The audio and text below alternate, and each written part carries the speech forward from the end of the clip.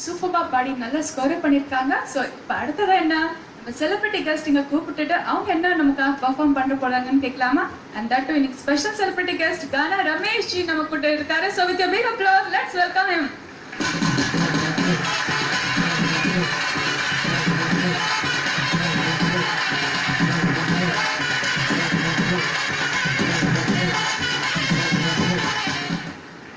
So Ramesh G enjoy பண்ணிருக்கீங்களா? Participants நல்லா பாடிருந்தாங்களா? நல்லா பாடினாங்க. இது எல்லாருக்கும் வந்து இந்த மாதிரி ஒரு மேடை கிடைக்கிறது வந்து ஒரு மிகப்பெரிய விஷயம். எவ்வளோ பேர் திறமை வச்சுட்டு வெளியில் இருக்காங்க. ஸோ இந்த மாதிரி ஒரு மேடை கிடைச்சி அவங்க பாடுற அவங்களோட திறமையெல்லாம் வெளியே கொண்டு வரதுக்கு இந்த ஏர்டெல் டாப் சிங்கர் மூலயமா வந்துருக்கு.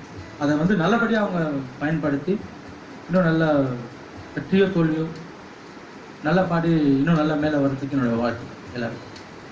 தேங்க்யூ. ஸோ இப்போ நீங்கள் உங்களோட கானா பாட்டை எங்களுக்காக பாட முடியுமா? கண்டிப்பாக பாடுறேன்.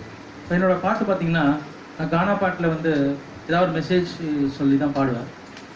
இப்போ இந்த காதலர் தினம் வந்து உலகமே கொண்டாடினாங்க.